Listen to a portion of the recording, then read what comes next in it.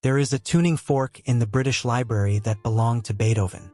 It vibrates at $455.4 Hz. Not $440, not $432. It is a frequency no one alive is fighting for. Every piano in every concert hall today is tuned to a standard Beethoven never used, a relic of a sound the modern world has collectively abandoned. What we call standard today would have sounded alien to him. Flat, lifeless, wrong. The frequency we inherited was not discovered. It was chosen, and everything that came before it was systematically erased. This is why music feels like it's missing its soul.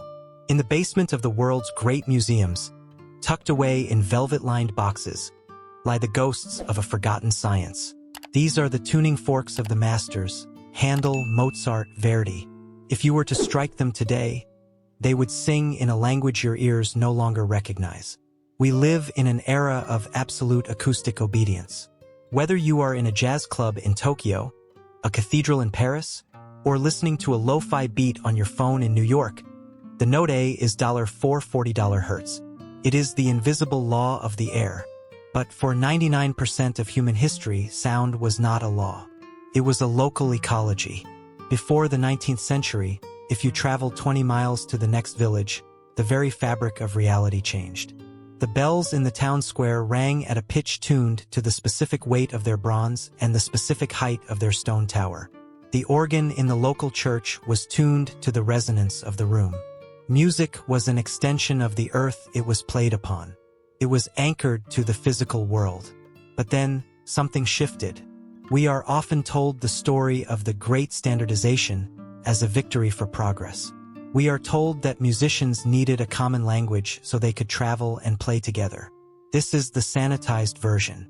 The truth is much more violent. There is a popular myth that circulates in the darker corners of the internet, the claim that Joseph Goebbels and the Nazi regime imposed $440 Hz in 1939 to weaponize sound, to create a frequency that induced mass hysteria or psychological compliance. It's a compelling story. It has a clear villain. It has millions of views. But it is wrong. When you actually look at the records of the 1939 London Conference, you don't find a cabal of occultists. You find the British Standards Institute. You find delegates from France, Italy, and Germany sitting in a room trying to solve a logistics problem. Refuting the Nazi myth doesn't make the story less terrifying. It makes it more so, because it means the erasure of our acoustic heritage wasn't a localized conspiracy. It was a global, systemic extermination of local identity. To understand why music sounds wrong, today you have to stop looking at sheet music and start looking at scrap metal. Between the French Revolution and the end of the Cold War, something catastrophic happened to the instruments of Europe. In 1793, the French Convention decreed that every parish could keep only one bell. The rest were to be melted down for cannons. In 2 years, 80% of France's acoustic history was turned into artillery. The same thing happened in Russia under Peter the Great, and again under the Soviet Decree 118, which ordered the melting of nearly 1 million bells. When a bell is melted, a frequency dies. These weren't just lumps of metal. They were precision-engineered reference points. They were the tuning forks of entire civilizations. Families of bell founders held the secret ratios of bronze and tin in their blood for centuries. When the foundries were shuttered and the bells turned into munitions, that knowledge didn't just go dormant, it evaporated.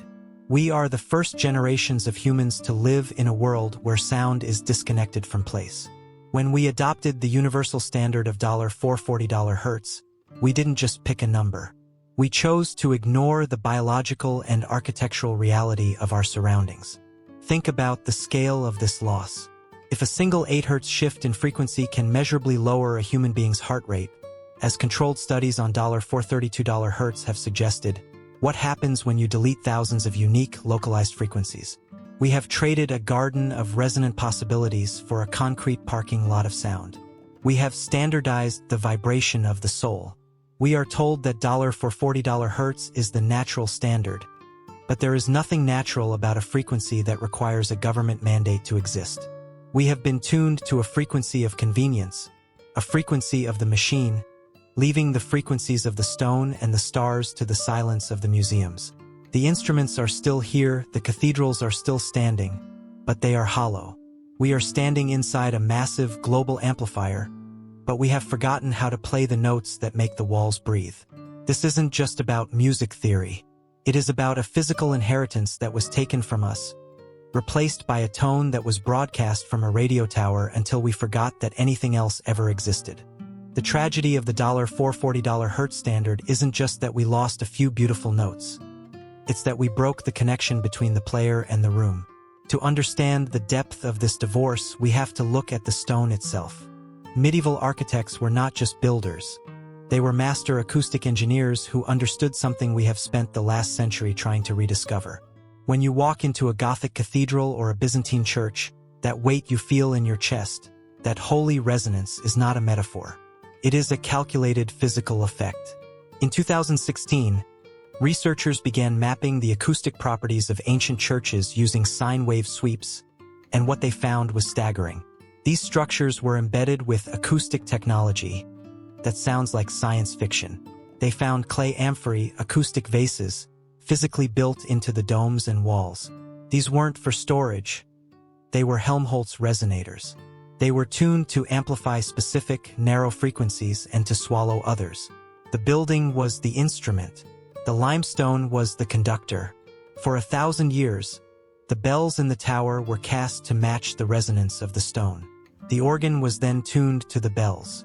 The choir would stand in the crossing, their voices lifting into the vaulting, and the building would answer. It was a closed-loop system of vibration where the bronze, the human throat, and the ancient rock all hummed at the exact same frequency.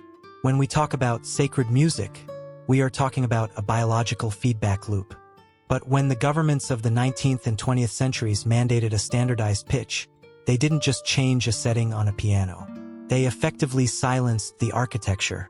Today, when a choir performs in an 800-year-old cathedral, they are often singing in a frequency that the building was never designed to hold. The acoustic vases in the walls are still there, waiting for a specific vibration that never comes. The stone is tuned to $455 Hertz or $432 Hertz or $422 Hertz, but we are feeding it $440 Hertz. The result is acoustic friction. The sound becomes muddy. The high frequencies are killed by the drywall and the modern, dead materials we use to patch these spaces. We have turned these monumental amplifiers into mere containers for sound. This shift marks the transition from organic resonance to industrial sound. Think about the way a modern concert hall is built. It is designed to be flat, to be a blank canvas so that any music at any frequency can be amplified through a speaker. We have traded the specific for the generic. And this transition was not accidental. It was the result of a legal battle that most people have forgotten. In 1859, France didn't just suggest a pitch. They passed a law. The diapason normal at $435 Hertz was the first time in human history that a government dictated the speed of a vibration by statute. Why? Because the state values uniformity over resonance. A standardized pitch makes it easier to manufacture instruments on a global scale. It makes it easier to broadcast a signal. It is the industrialization of the air itself. Even the giants of music felt the wrongness of this. Giuseppe Verdi, perhaps the greatest opera composer who ever lived, fought a desperate Reagan campaign against this centralization. He pleaded with the Italian government to adopt $432 Hertz, arguing that it was better for the human voice and more mathematically aligned with the natural world. For one brief year, the Italian War Ministry, the military, not the musicians, adopted $432 Hertz as the national standard. But the momentum of the machine was too great. At a conference in Vienna in 1885, dominated by British delegates, the Italian standard was crushed. No musicians were consulted in the reversal. It was a decision made by bureaucrats and engineers. The frequency that Verdi endorsed, the one he believed carried the true emotional weight of his operas, was discarded within 12 months. When you hear people today arguing that $440 Hertz feels anxious or aggressive compared to older tunings, they are often dismissed as New Age theorists. But look at the physiology. We are liquid beings. Our bodies are 70% water. In the field of cymatics, we can see how different frequencies organize matter into geometric patterns. Some frequencies create beautiful, coherent structures. Others create chaos. If you live your entire life submerged in a standardized frequency that was chosen for its convenience to the manufacturing industry rather than its harmony with human biology, what does that do to your nervous system? We are constantly vibrating at a rate that has no anchor in our history or our architecture. We are like singers trying to find our key in a room where the walls are vibrating in a different language. We are disconnected from the resonance of the earth, trapped in a frequency that belongs to the radio tower and the factory floor. The most unsettling part is how complete the erasure was. By the time the United States Bureau of Standards began broadcasting a $440 Hz reference tone every hour in 1936, the local sound was already dead. The radio did what the cannons couldn't. It reached into every home and tuned every ear to a single, lonely note. We didn't just lose the bells.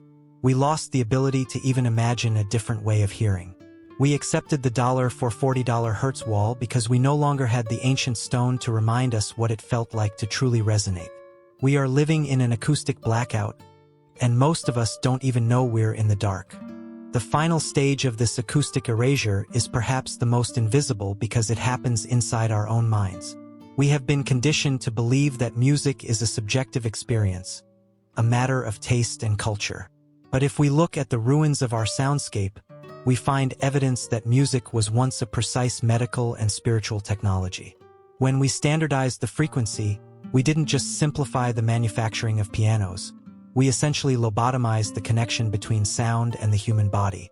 There is a reason why modern churches use drywall, foam acoustic panels, and massive subwoofers. It's because the architecture no longer helps us. In a space designed with modern materials, sound is absorbed unevenly. It becomes dead. High frequencies are killed instantly, and low frequencies turn into a muddy, incoherent rumble.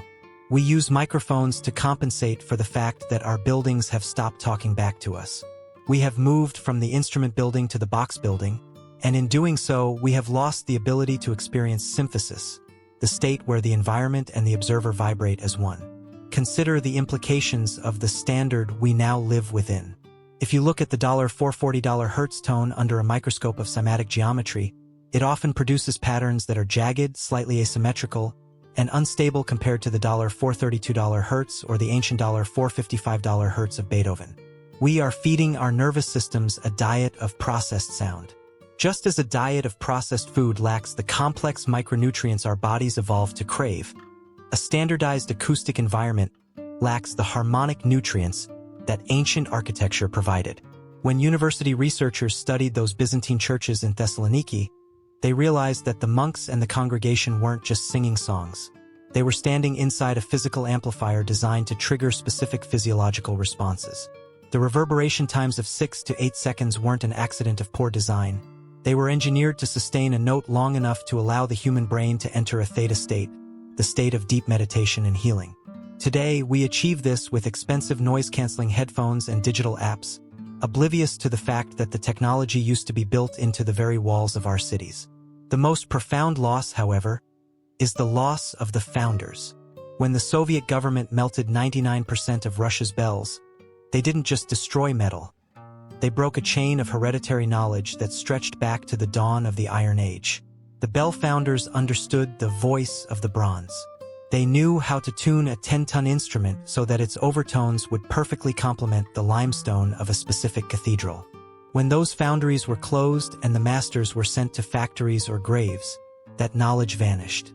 When the Soviet Union collapsed and craftsmen tried to revive the art, they found themselves staring at the bronze in silence. They had to start from zero. The ear for that specific resonance was gone. This is the acoustic dark age. We have the tools to measure frequency, but we have lost the wisdom to know why a specific frequency matters. We have the data, but we have lost the resonance. We are now living in a world of ghost frequencies. The stone cathedrals still stand. The acoustic vases are still embedded in the domes of Thessaloniki and the floors of Noyon. The crystalline properties of the limestone are still ready to conduct and amplify. The instrument is perfectly intact, but we are playing the wrong song. It is like trying to play a high-definition Blu-ray on a shattered black and white television. The information is there, but the hardware and the software are no longer in sync. This is why music often feels wrong or empty in the modern era despite our incredible technological advances. We are trying to fill a spiritual and biological void with volume and digital precision, but volume is not resonance. Precision is not harmony. So what is the path back? It isn't as simple as retuning your Spotify to $432 hertz. That is a digital band-aid on a physical wound. The path back requires us to acknowledge that we are not separate from our acoustic environment. It requires us to look at the Million Bell destruction not as a series of unrelated wars, but as a singular, tragic event in human history, the day the world's heart rate was forced to speed up to match the pace of the machine. The stone remembers. Every time you walk into an ancient space and feel that inexplicable hum, you are hearing the echo of a frequency that no longer exists in the air, but still vibrates in the molecular structure of the rock. The building is waiting for us to find the right note again. We are told that the standardization of sound was a necessity for a globalized world. But as we look at the rising rates of anxiety, the fragmentation of our communities, and the deadness of our modern spaces, we have to ask, was the price too high? We traded 1,000 unique, healing voices for one loud, mechanical scream. We traded the wisdom of the founders for the efficiency of the bureaucrat. Beethoven's tuning fork sits in its glass case, a silent witness to a world that knew how to vibrate in harmony with the earth.